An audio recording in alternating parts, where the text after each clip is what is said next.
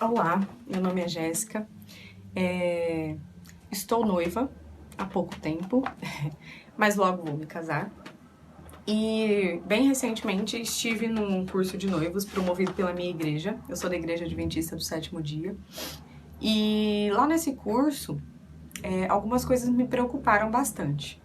Eu sabia que algumas coisas ultrapassadas seriam ditas, mas eu não imaginava que elas poderiam ser tão perigosas se você não souber identificar o que era problemático ali. E eu queria ler com vocês algumas partezinhas do manual que eles deram lá nesse curso. É um manual promovido pela Igreja Adventista. É uma edição de 2019, ele é bem atual. Não é um material velho para se dizer que, nossa, eles precisam reformular. Ele foi reformulado recentemente. E ele contém algumas partes que eu vou ler aqui com vocês, que eu acho que vale a pena a reflexão.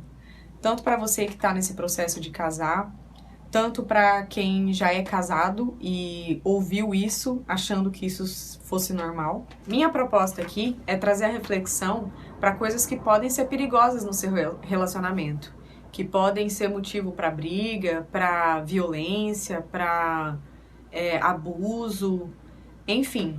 E eu sei que a igreja faz cursos como esse, tentando alertar o casal para coisas que eles vão viver no futuro e para não estar ali ocasionando um divórcio, né, uma separação, porque com certeza uma separação, o fim de uma relação traz muito sofrimento.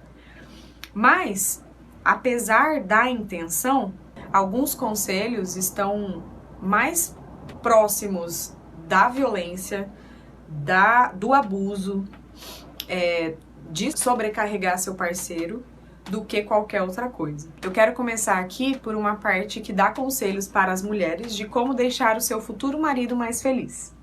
Bom, o conselho número 3 diz assim: receba-o com carinho, faça com que todas as vezes que seu esposo chegar em casa, sinta como se estivesse entrando em um castelo.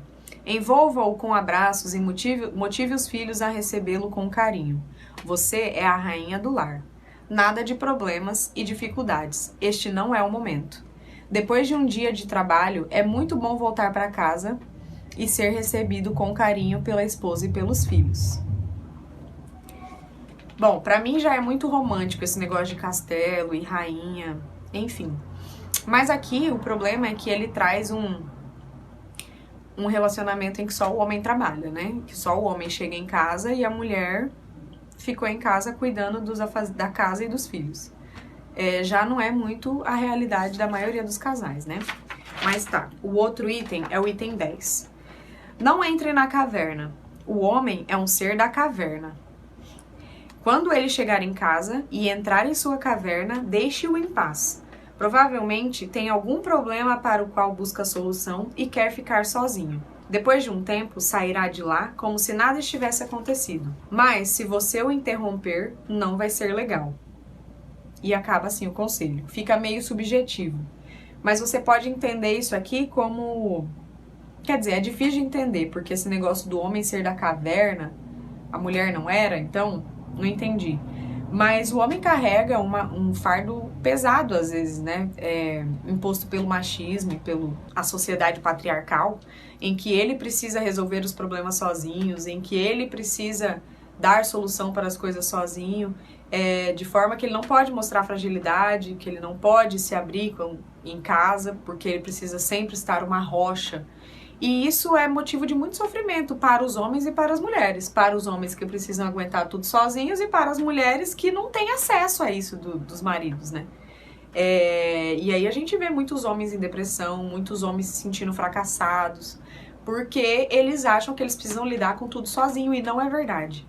Marido, você deve contar com a sua esposa para dividir esse fardo, para dividir os problemas. E duas cabeças pensando é melhor que uma.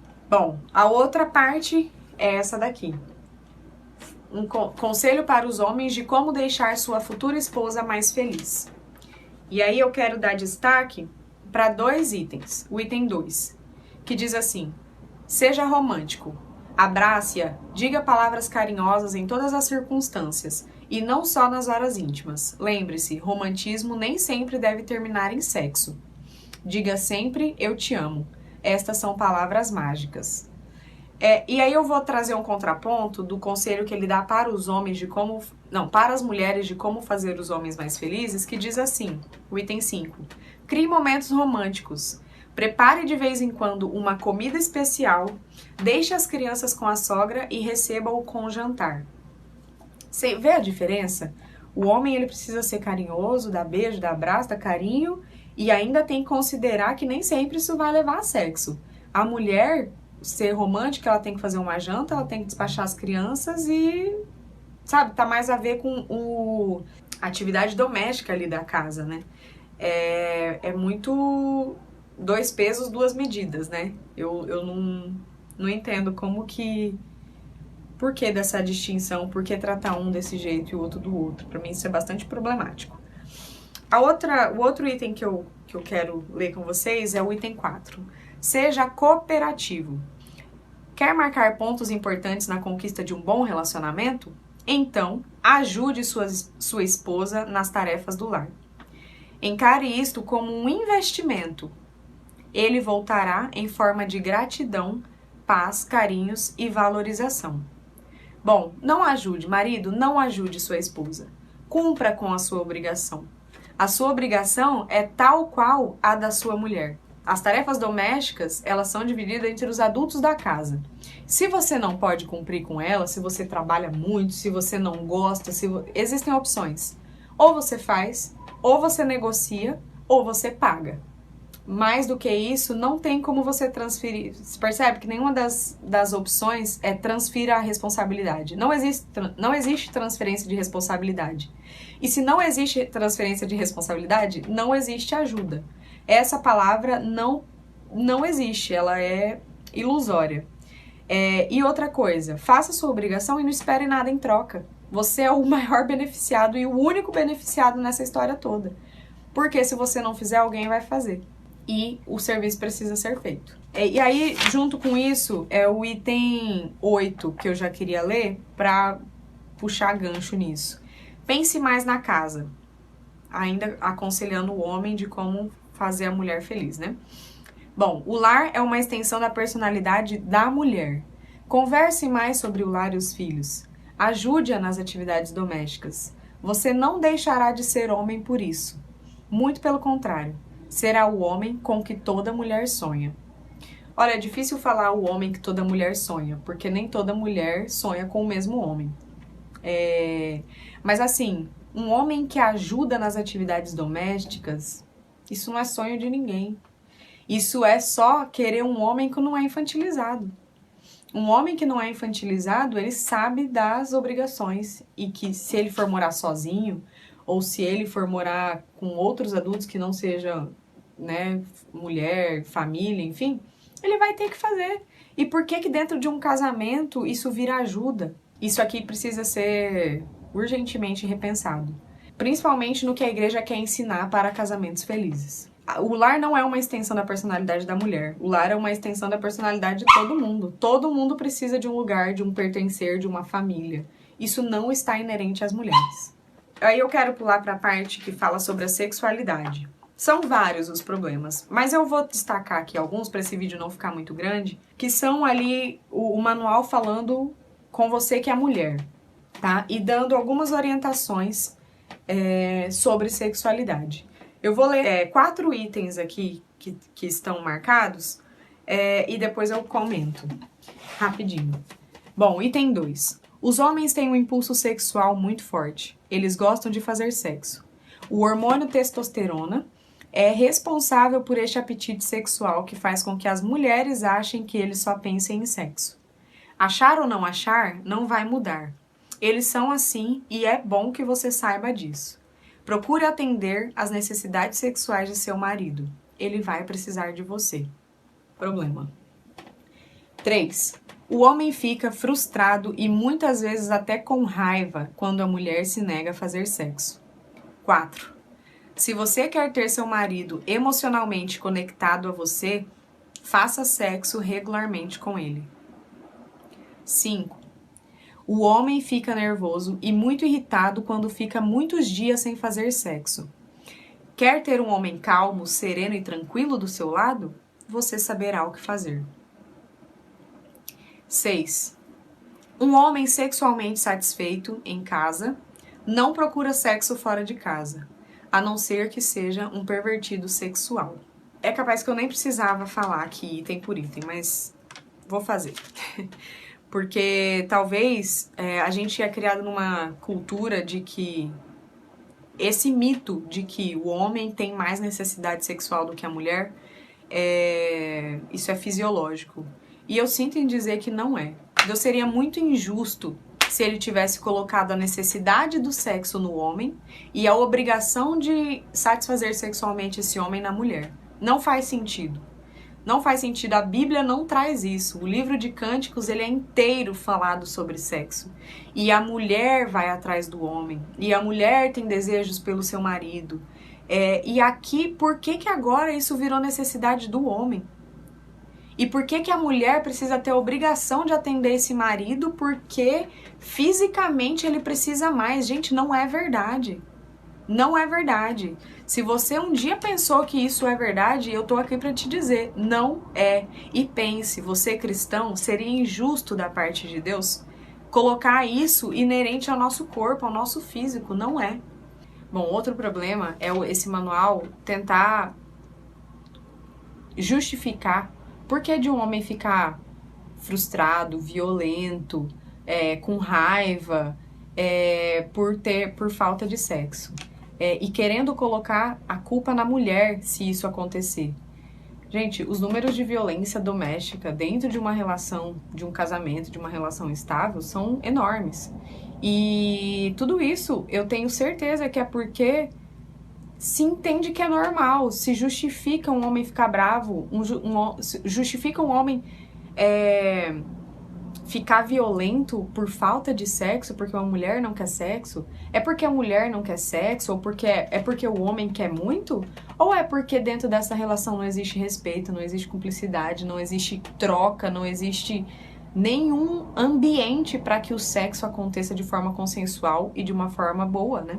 Do jeito que é falado nesse manual, parece que existe justificativa e não existe. Não existe justificativa para você descontar na sua mulher um sentimento ruim por algo que você não está sabendo lidar. Se algo está acontecendo, é preciso se resolver à base da conversa e não justificando. Mulher, não se obrigue a transar com seu marido.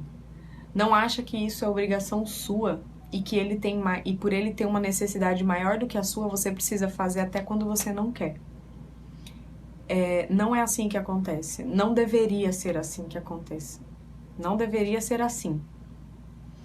Você só transa quando você tem vontade. Inclusive, quando o seu corpo está preparado para transar. E o corpo da mulher, sendo mais específica, ele está preparado para transar quando ela está excitada e a excitação leva à lubrificação da vagina. Um homem, quando está preparado para transar, ele está excitado e ele está com o pênis ereto.